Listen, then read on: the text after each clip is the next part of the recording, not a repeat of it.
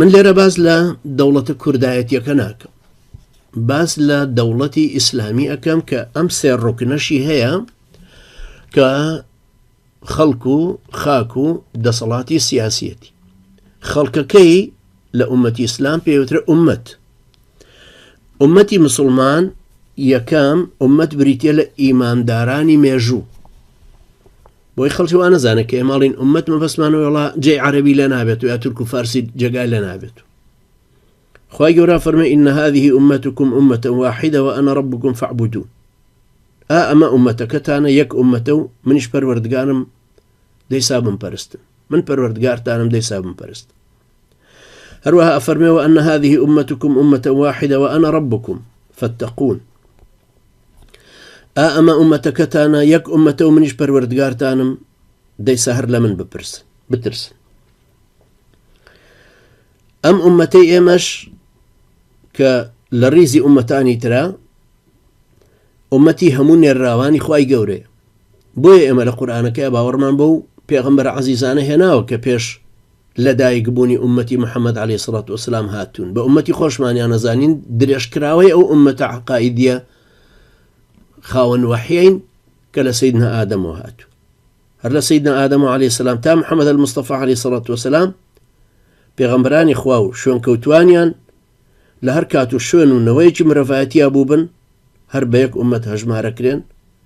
ئەم یەک ئومەتەش ئومەتە ئیسلامیەکەیە، واتە ئومەتی ئیسلام، ئومەتی مسلمان بوو، ئومەتی ئیضافەکراو بۆ ئیسلامەکە. ئیسلامیش دینی هەموو پێغەمبەران.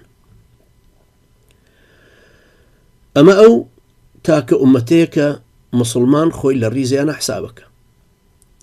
من و تۆ کە مسلمانین باوەڕمان بە وەحی خوای گەورە هێناوە خۆمان بە شوێنکەوتووی سەیدنا ئیبراهیم و موسا و عیسا و داود و سولەیمان و هەموو پێغەمبەر عەزیزانی ترەزانی. بەڵام لەسەر کۆتا مەنهەجی پێغەمبەری خوا عەلەیهی سەڵات وەسەلام ئەڕۆین. بە برایەتیەکی دینی و عەقیدەی پاکی وەلا و بەڕائێکی پاک هەموو پەیوەستە بین بەیەکەوە. ئاوا مسلمان برایەتی بۆ یەکتر دەربڕ، بۆ هیچ کۆمەڵ و قەوم و کەسانێکی تری دەرنابڕە کە لە ئومەتەکەی خۆی نەبن. فإن آمنوا بمثل ما آمنتم به فقد اهتدوا. ئەگەر وەکو ئێوە ئیمانیان هێناوە دە ئەوانیش لەسەر هیدایەتی خوین. ئەم ئومەتە کە ئیسلام بەرنامە و ڕێبازی بووە بە دوو قۆناغە تێپەڕیوە. قۆناغی پێش پەیامی محەممەد المستەفا عەلەیهی سەڵات وەسەلام و قۆناغی دووەم ئەو قۆناغە لە تەسبێکی پەیامی محەممەد المستەفاوی عەلەیهی سەڵات وەسەلام.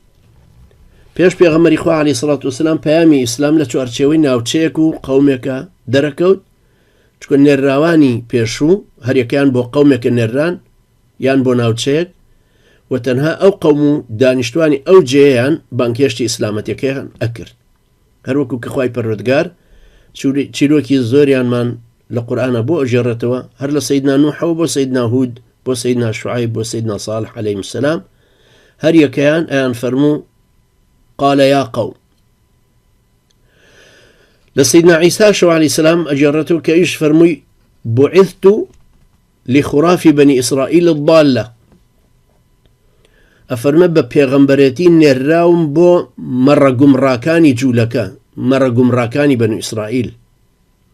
پێغەمبەری خوا عەلەیهی سەڵات وەسەلام ئەفەرمێ وكان النبي يبعث إلى قومه خاصة. وەکو لە بوخاری و مسلم هەیە فەرمێ هەر پێغەمبەرێک تایبەتە نێررا بۆ قەومەکەی خۆی. بە خەڵاتی پێغەمبەرێتەکەی جەنابی عەلەیهی سەڵات وەسەلام بانگەوازی خوایی لەو قۆناغی پێشوویەوە کە بۆ قەومێک یان ناوچەیەک هاتبوو چووە قۆناغێکی تری پێشتر کە هەموو مرۆڤایەتی و هەموو جیهان بگرێتەوە.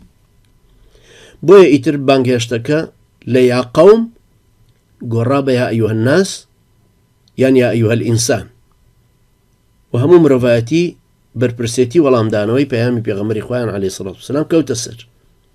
چونکە ئیتر پێغەمبەری تر نایەت و ناشێ کەسێک هەر لەسەر پەیامی پێغەمبەرە پێشوەکان بمێنێتەوە باوەڕ بە پێغەمبەرێتی محەممەد المستەفا عەلەیهی سەڵات وەسەلام نەهێنێ، ولكن رسول الله وخاتم النبيين. پێغەمبەری خوا عەلەیهی سەڵات وەسەلام ئەیفەرموو لا نەبیە بەعدی، وەکو لە بوخاری و مسلمە هاتوو. ئەیفەرموو پێغەمبەری تر لە پاش من نایە. هەروەها ئەفەرمێت لەو کانە موسى حەیەن ما وسعه إلا أن يتبعني. أي فرمو أجر موسى عليه السلام زيندو بوايا هر أبو شوين من بكوي. خواهي جورا أفرمي وإذ أخذ الله ميثاق النبيين لآل عمران لها اشتاويكا باسلواكا كبيام كوعدك بلينك بيعتك إلا بيغمبران ورقرتو كهر يشك خبري داوة لدوي قومك خوي تشيدي والأخيرة خبري عن داوة بقومكاني خويان بيغمبري خوادي عليه الصلاة والسلام. خواهي جورا بليني لهمو بيغمبراني خوي عليهم السلام ورقرت كاتك بيامي خوي بو ناردن كاتك أو نراوا دي كبيامي إيوي بلا والراستك محمد المصطفى عليه الصلاة والسلام حتما نبي إيوش باوري بيبهنو بشتي بقر هروها أمتا كانشتا خواهي جورا جختي لكردنو بيفرمون تواو بريارتان لسري داو وقبولتان كردوا فرميان بلا بريار من لسري داو بلينشمان وابيدايتو وأهدي سرخصنا كشيمان خست سرشاني خوما فرميان بلا خواه بريار من لسري داو بيمان بيه پشتیوانی لێکین و سەریەخین فەرمی دەیسا شاهید بن و شاهیدی لەسەر شوێن کەوتوانی خۆشتان بن کە ئەبێ باوەڕی پێ ببێن و پشتیوانی لێ بکەن و منیش وەلتانە شاهیدیەکە ئەدەم و ئەبم بە شاهید بەسەرتان.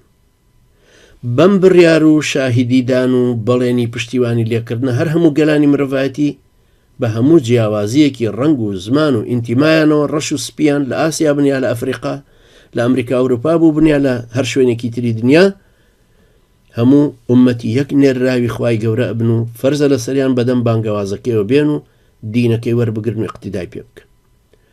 فەرزە لەسەر هەمووان شریعەتەکەی خوای پەروەردگار وەرگن و تەسلیمی بن.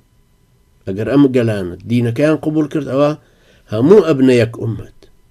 ئەگەر قبولیان نەکرد هەر ئەوانەی کە قبولیان و مسلمان بوون ئەوانە بنە یەک ئومەت کە هەموو ئەبنەوە بە ئومەتی مسلمان ئەو ئومەتە عەقائیدیەی کە مەنهەجەکەی وەرگرتو. هەروەکوتم ئومەتی مسلمە و ئومەتی ئیسلام ئومەتی ئیسلامی فەرقیان هەیە. هەموو مسلمانە گەو کاتە ئەبێتە ئەندامێکی ئومەتی ئیسلامی. هەر کەسێک ئەم بڕیارە نەدا و ئەم باوەڕ و هەستەی لە ناخە نەڕوێ بە مسلمان حساب نابێت. ئەمە بەڵگەنەویستێکی ئینتیمای ئەم دین و ئومەتەیە کە نکوڵی لێ ناکرێ و هەر کەسێکیش نکوڵی لێ بکە پێی کافرەوێ. هەر کەسێکیش بڵێم دینە بەس بۆ عەرەفات و پێی کافرەوێ. هەر کەسێکیش بڵێ ئەم ئومەتەی ئێمە ئومەتێک دروست دەکەین ئومەتێکی عەقائیدی بەپێی قورئان و سونەت بەڵام نامانەوێت عەرەبمان تیا بێ نامانەوێت فارس و ئینگلیز و نازانم چیمان تیا بێ کە مسلمان بوون و وڵاتیان قبول کردو لێ قبول ناکرێت.